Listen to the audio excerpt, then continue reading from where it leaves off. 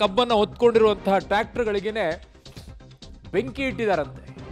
ಬಾಗಲಕೋಟೆ ಮುಧೋಳದಲ್ಲಿ ಆಗಿರೋದು. ಪ್ರತಿ ಟನ್ಗೆ 3,500 ರೂಪಾಯಿ ಬೆಲೆ ನೀಡಬೇಕು ಅಂತ ಆಗ್ರಹಿಸಿ ಏನೋ ಪ್ರತಿಭಟನೆಯನ್ನ ಮಾಡ್ತಾ ಇದ್ರು. ಈ ಸಂದರ್ಭದಲ್ಲಿ ಕಬ್ಬಿಗೆನೆ ಬೆಂಕಿ ಹಚ್ಚಿ ರೈತರ ಆಕ್ರೋಶವನ್ನ ವ್ಯಕ್ತಪಡಿಸಿರೋದು. ಕಬ್ಬು ತುಂಬಿದಂತ ಟ್ರ್ಯಾಕ್ಟರ್ ಅನ್ನ ಉರುಳಿಸಿ ರೈತರ ಆಕ್ರೋಶ ಹೊರ ಹಾಕಿದ್ದಾರೆ. ಮಹಾಲಿಂಗಪುರ ಪಟ್ಟಣದ ಸಂಗಾನಕಟ್ಟೆ ಕ್ರಾಸ್ ಬಳಿ ರೈತರ ಕಿಚ್ಚು ಈಗ ಕಟ್ಟೆ ಹೊಡೆದಿದೆ. ಅಲ್ಲಿ ನೋಡ್ತಾ ಇದ್ದೀರಾ ದೃಶ್ಯಾವಳಿಗಳನ್ನು. ಟ್ರ್ಯಾಕ್ಟರ್ ಅಲ್ಲಿ ಇದ್ದಂತ ಕಬ್ಬನ್ನ ಸುರಿದು ಪಲ್ಟಿ ಓಡಿಸಿ ಅದಕ್ಕೇನೆ ಬೆಂಕಿ ಇಟ್ಟುಬಿಟ್ಟಿದ. ಯಾಕ್ರಪ್ಪ ಹಿಂಗೆಲ್ಲ ಮಾಡ್ತೀರಾ? ಆಕ್ರೋಶ ಇದೆ, ಇಲ್ಲ ಅಂತ ಹೇಳೋದಿಲ್ಲ. ಹಂಗಂತ ಹೇಳ್ಬಿಟ್ಟು ಈ ರೀತಿಯಾಗಿ ಬೆಳೆದಿರುವಂಥ ಕಬ್ಬು ಹೋಗಿ ಅದಕ್ಕೆ ಬೆಂಕಿ ಇಡುವಂಥದ್ದು ಯಾರದ್ದು ಏನೋ, ಯಾವ ರೈತರದ್ದೋ ಏನೋ. ಏನರಪ್ಪ, ರೈತರು ಅಂದರೆ ನಿಮ್ಗೆ ಅನ್ನದಾತರು ಅಂತ ಕರೀತಾರೆ. ನೀವು ನೋಡಿದರೆ ಅದಕ್ಕೇನೆ ಬೆಂಕಿ ಇಡ್ತಿರಲ್ಲ. ಕೇಳಬೇಕಾಗಿರೋ ಸರ್ಕಾರಕ್ಕೆ. ಅಲ್ಲಿ ಯಾವುದೋ ಕಬ್ಬ ನಂಗೆ ಬೆಂಕಿ ಇಟ್ಟರೆ ಏನು ಪ್ರಯೋಜನ ಬಂತು? ಅಷ್ಟು ದೊಡ್ಡ ಇದೆಲ್ಲ ಸುಟ್ಟು ಹಾಕ್ಬಿಟ್ರೆ ಏನಾಯಿತು? ಪಾಪ ಇಲ್ಲಿ ಈ ಭಾಗದಲ್ಲಿ ಆನೆಗಳಿಗೆ ತಿನ್ನಕ್ಕಿಲ್ಲ ಅಂತ ಹೇಳ್ಬಿಟ್ಟು ಸಿಟಿಗೆಲ್ಲ ಬರ್ತಾ ಇವೆ. ನಿಮ್ಗೆ ಅಷ್ಟೊಂದು ಸುಡಬೇಕು ಅನ್ನೋದಿದ್ರೆ ಕಳಿಸ್ಕೊಡಿ, ಇಲ್ಲ ಆನೆಗಳಿಗೆ ಕೊಡು, ತಿಂತವೆ. ಆಡ್ತೀರಾ ಒಂದೊಂದ್ಸಲ ಅತಿಯಾಗಿ ಆಡ್ತೀರಾ. ನೋಡಿ, ಆ ಕಬ್ಬನ್ನು ಬಿಳಿಸ್ತೀರಂತೆ, ಅದಕ್ಕೆ ಬೆಂಕಿ ಹಚ್ಚಿರಿ. ಏನು ಸಿಕ್ತು ನಿಮಗೆ ಇವಾಗ? ಏನು ಬಂದಿದ್ದಾದ್ರು ಏನದರಲ್ಲಿ? ಸುಟ್ಕೊಳ್ಳಿ ಅಂತಾರೆ. ನಿಮ್ಮ ಹೊಟ್ಟೆಗೆ ನೀವೇ ಕಲ್ಲು ಹಾಕ್ಕೊಳ್ಳಿ ಅಂತಾರೆ. ಕೇಳುತ್ತಾ ಸರ್ಕಾರ? ಬೆಳಗಾವಿಯಲ್ಲಿ ಪ್ರತಿಭಟನೆ ಮಾಡಿದಂಥವ್ರು ವಾಪಸ್ ತಗೊಂಡ್ರಲ್ಲ.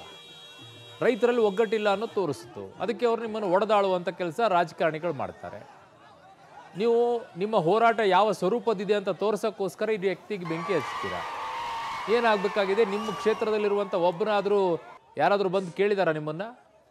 ಯಾರಾದರೂ ಶಾಸಕರು ಬಂದು ಕೇಳಿದಾರಾ? ಸಂಸದರು ಬಂದು ಕೇಳಿದಾರಾ? ಕೇಳ್ರಿ ಅವರನ್ನು.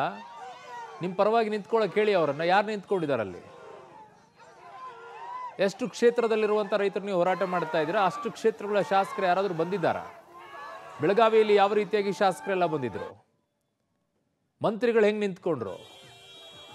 ಇಲ್ಲಿ ಯಾರು ಕೇಳೋರಿಲ್ಲ, ದಾದ್ ಪಿರಿಯೋದಿಲ್ಲ, ಹೇಳೋರೇ ಇಲ್ಲ. ಈ ಬೆಂಕಿ ಹಚ್ಕೊಂಡು ಕೂತ್ರಿ, ಏನು ಮಾಡ್ತೀರಾ?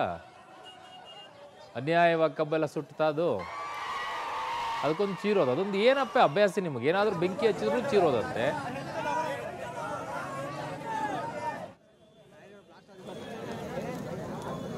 ಏ ಕಾಕ ಏನು ಬಾರೋ ಮರ.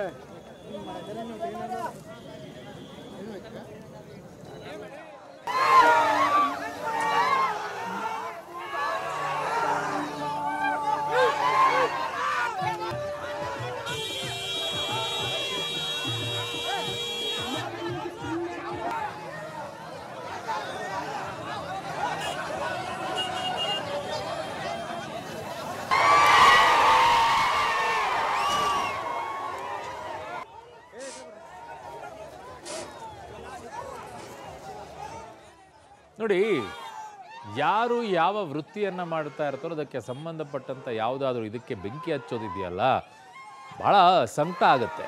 ಈಗ ರೈತರು ಕೋಲಾರದಲ್ಲಿ ಟೊಮ್ಯಾಟೊ ಬೆಳೆಗೆ ಸಿಗಲಿಲ್ಲ ಅಂದರೆ ಟೊಮ್ಯಾಟೊ ಎಲ್ಲ ನೆಲಕ್ಕೆ ಸುರಿದು ಹೋಗ್ತಾರೆ. ಏನು ಎದಕ್ಕೆ ಬೆಳೆದ್ರಿ? ಅದನ್ನು ಬೆಲೆ ಸಿಕ್ಕಿಲ್ಲ ಅಂದ್ರೆ ಓಕೆ ಆಯಿತು, ಅದಕ್ಕೆ ಮರ್ಯಾದೆ ಆದರೂ ಕೊಡಿ ಅದಕ್ಕೆ. ಇಲ್ಲಿ ಕಬ್ಬಿಗೆ ಬೆಲೆ ಬೇಕು ಅಂತ ಕೇಳ್ತಾರೆ. ಹಿಂಗೆ ನೆಲಕ್ಕೆ ಸುರಿದ್ಬಿಟ್ಟು ಅದಕ್ಕೆ ಬೆಂಕಿ ಹಚ್ಚಿದ್ರೆ ಅದಕ್ಕೆ ಏನು ಮರ್ಯಾದೆ? ಅದಕ್ಕೆ ಮರ್ಯಾದೆ ತೆಗೆದು ಹಾಕಿದ್ರಲ್ಲ ನೀವು. ಅಂದರೆ ನಿಮ್ಗೆ ಹೊಟ್ಟೆಗೆ ತಿನ್ನೋಕ್ಕೆ ಬೇಕಾಗಿರೋ ದುಡ್ಡು ಮಾತ್ರ ಬೇಕಾದ್ರಿಂದ ಅದಕ್ಕೆ ಗೌರವ ಕೊಡೋದೇನಿಲ್ವಾ? ಬಿಳಿಸಿದ್ರಂತೆ, ಕೂಗಾಡಿದ್ರಂತೆ, ಅದಕ್ಕೆ ಬೆಂಕಿ ಇಟ್ರಂತೆ. ಯಾರ್ರೀ ಹೋರಾಟಗಾರರೆಲ್ಲ ಹೇಳ್ಕೊಡೋ ಇಂಥವೆಲ್ಲ? ಹೋರಾಟ ಯಾವ್ದು ಮಾಡೋಕ್ಕೆ ಬೇರೆ ದಾರಿನೇ ಇಲ್ವಾ ನಿಮಗೆಲ್ಲ? ಈ ಬೆಂಕಿ ಇಟ್ಟೋದೇ ಹೋರಾಟದ ದಾರಿನ ನಿಮಗೆ?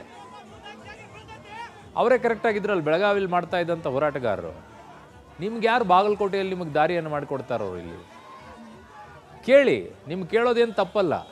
ನನ್ನ ಸಹೋದ್ಯೋಗಿ ಬಾಗಲಕೋಟೆ ಪ್ರತಿನಿಧಿ ರವಿ ಹಳ್ಳೂರು ನನ್ನ ಸಂಪರ್ಕಕ್ಕೆ ಸಿಗ್ತಾ ಇದ್ದಾರೆ. ರವಿ, ಯಾರು ಇವರೆಲ್ಲ ಬೆಂಕಿ ಇಡುವಂಥ ಪರಿಸ್ಥಿತಿಗೆ ಹೋಗ್ತಾ ಇದ್ದಾರೆ ಅಂತೇಳಿ? ಯಾವ ಮುಖಂಡರು ತೊಗೊಂಡು ಹೋಗ್ತಾ ಇರೋದು ಇದನ್ನೆಲ್ಲ ಈ ರೀತಿಯಾಗಿ ಹೋರಾಟಕ್ಕೆ? ಅಂದ್ರೆ ಈಗಾಗಲೇ 15 ದಿನಗಳಿಂದ ಮುಧೋಳ ಭಾಗದಲ್ಲಿ ಈ ಕಬ್ಬಿನ ಹೋರಾಟ ಬಹಳಷ್ಟು ಜೋರಾಗಿತ್ತು. ಆದ್ರೆ ಏನು ಅನೇಕ ಆಯಾಮಗಳಲ್ಲಿ ಈ ರೈತರು ಹೋರಾಟವನ್ನ ಮಾಡ್ಕೊಂಡು ಬಂದ್ರು. ಅಂದ್ರೆ ಸರ್ಕಾರಿ ಕಚೇರಿಗಳಿಗೆ ಮುತ್ತಿಗೆ ಹಾಕೋದಾಗಿರ್ಬೋದು, ಕಾರ್ಖಾನೆಗಳಿಗೆ ಮುತ್ತಿಗೆ ಹಾಕುವಂತದ್ದು, ಅಥವಾ ರಸ್ತೆ ತಡೆ ನಡೆಸುವಂತದ್ದು, ಇದು ಯಾವುದಕ್ಕೂ ಕಾರ್ಖಾನೆ ಮಾಲೀಕರು ಬಗ್ಗಿರ್ಲಿಲ್ಲ. ಹೀಗಾಗಿ ಮಾತುಕತೆಗೆ ಬಂದಿರಲಿಲ್ಲ.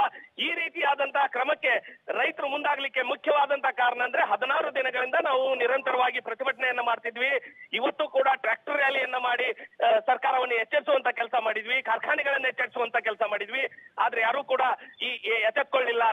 ನಾವು ಕೇಳ್ತಾ ಇರ್ತಕ್ಕಂಥದ್ದು ಕನಿಷ್ಠ ಬೆಲೆ ಅಂದ್ರೆ ಪ್ರತಿ ಟನ್ ಕಬ್ಬಿಗೆ 3,500 ನಮಗೆ ಏನು ಸರಿಯಾಗಿ FRP ಆಗಿದ್ರೆ, FRP ಹಾಗೂ ರಿಕವರಿ ಸರಿಯಾಗಿದ್ರೆ ನಮಗೆ 3,500ಕ್ಕಿಂತಲೂ ಜಾಸ್ತಿ ಸಿಗ್ತಿತ್ತು. ಆದ್ರೆ ರಿಕವರಿ ಹಾಗೂ FRP ಯಲ್ಲಿ ಮೋಸ ನಡೆದಿರ್ತಕ್ಕಂಥದ್ದು. ಹೀಗಾಗಿ ನಮಗೆ 3,500 ಕೊಟ್ರೆ ಸಾಕು ಅನ್ನುವಂತ ಆಗ್ರಹವನ್ನ ಮಾಡ್ತಾ ಇದ್ರು. ಸುಮಾರು 15 ದಿನಗಳಿಂದ ಈ ರೀತಿಯ ಹೋರಾಟಗಳು ನಡೆದಿದ್ದು, ನೈತಿಕವಾದಂತ ಹೋರಾಟ. ಆದ್ರೆ ಇವತ್ತು ಏನು ಅಲ್ಲ, ಈ ಹೋರಾಟದಲ್ಲಿ ಎಷ್ಟು ಜನ ಆ ಕ್ಷೇತ್ರಗಳಲ್ಲಿರುವಂತ MLAಗಳು MP ಗಳು ಬಂದ್ರಂತೆ? ಯಾರಾದ್ರೂ ಕಾಣಿಸ್ಕೊಂಡ್ರ ಅಲ್ಲಿ? ನಿಜಕ್ಕೂ ಅರುಣ್, ಒಂದು ಶೋಚನೀಯ ಸಂಗತಿ ಏನಂತಂದ್ರೆ ಈಗಾಗಲೇ 17 ದಿನಗಳಿಂದ ಈ ಹೋರಾಟ ಅಂದ್ರೆ 15ನೇ ದಿನಕ್ಕೆ ಮುಗಿದು 16ನೇ ದಿನಕ್ಕೆ ಇವತ್ತು ಹೋರಾಟ ಕಾಲಿಟ್ಟಿರ್ತಕ್ಕಂಥದ್ದು ತೀವ್ರ ಸ್ವರೂಪವನ್ನು ಪಡೆದುಕೊಳ್ಳುತ್ತೆ ಅನ್ನುವಂತ ಗೋಜಿಗೆ ಈಗಾಗಲೇ ಜಿಲ್ಲಾಡಳಿತ ಮತ್ತು ಜಿಲ್ಲಾ ಉಸ್ತುವಾರಿ ಸಚಿವರು 2 ಬಾರಿ ಸಭೆಯನ್ನ ಮಾಡಿದ್ರು. ರೈತರು ಮತ್ತು ಕಾರ್ಖಾನೆ ಮಾಲೀಕರ ಜೊತೆ ಸಭೆಯನ್ನ ಮಾಡಿದ್ರು. ಆದ್ರೆ ಆ ಎಲ್ಲ ಸಭೆಗಳು ಸಂಧಾನ ವಿಫಲವಾಗುತ್ತೆ. ಕಾರ್ಖಾನೆಯವರು ಹೇಳುವಂತದ್ದು, ನಾವು ಪ್ರತಿ ಟನ್ ಕಬ್ಬಿಗೆ 3,300 ರೂಪಾಯಿ ಕೊಡ್ತೇವೆ, 3,200 ಮೊದಲನೇ ಕಂತನ್ನು ಕೊಡ್ತೇವೆ, 100 ಅಂದ್ರೆ 50-50 ಸರ್ಕಾರ 50 ಮತ್ತು ನಾವು 50 6 ತಿಂಗಳ ನಂತರ ಕೊಡ್ತೇವೆ ಅನ್ನುವಂತ ಏನ್ ಹೇಳಿಕೆಯನ್ನ ಪ್ರಕಟಣೆಯನ್ನ ಹೊರಡಿಸಿದ್ರು. ಆಗ ರೈತರು ಇದಕ್ಕೆ ಒಪ್ಪಿರ್ಲಿಲ್ಲ.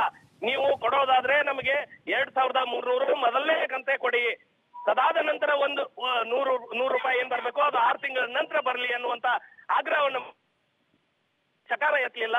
ಇವರ ಬೇಡಿಕೆಗೆ ಸ್ಪಂದನೆ ಸಿಗಲಿಲ್ಲ.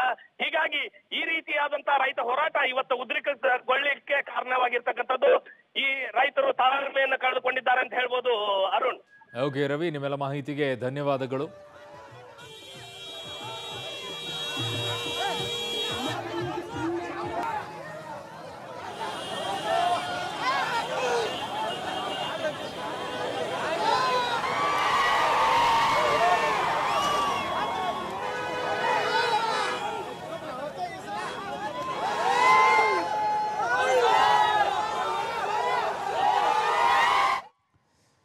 ನೋಡಿ, ರೈತರಲ್ಲಿ ಮೊದಲು ಒಗ್ಗಟ್ಟಿಲ್ಲ.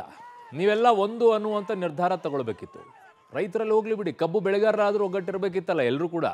ಎಲ್ಲ ಕಡೆ ನಾವು ಒಂದು ನಮ್ಮ ನಿರ್ಧಾರ ಹಚ್ಚಲ್ಲ, ಅದು 3,500ಕ್ಕಿಂತ ನಾವು ಕೆಳಗಡೆಗೆ ಬರೋದಿಲ್ಲ, ಫೈನಲಿ 3,400 ಅಂತ ಹೇಳಿದ್ರು.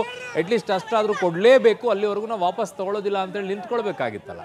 ಬೆಳಗಾವಿಯಲ್ಲಿ ಒಬ್ಬರು, ಬಾಗಲಕೋಟೆಯಲ್ಲಿ ಒಬ್ಬರು, ಮಂಡ್ಯದಲ್ಲಿ ಇನ್ನೊಬ್ಬರು, ಒಬ್ಬೊಬ್ಬರು ಒಂದೊಂದು ರೀತಿ ಮಾಡಿದರೆ ಯಾರು ನಿಮ್ಮನ್ನು ನಂಬ್ತಾರೆ ಅಂತ? ಯಾವ ರಾಜಕಾರಣಿಗಳು ನಿಮ್ಮ ನಂಬಿಕೆ ಬರುತ್ತೆ?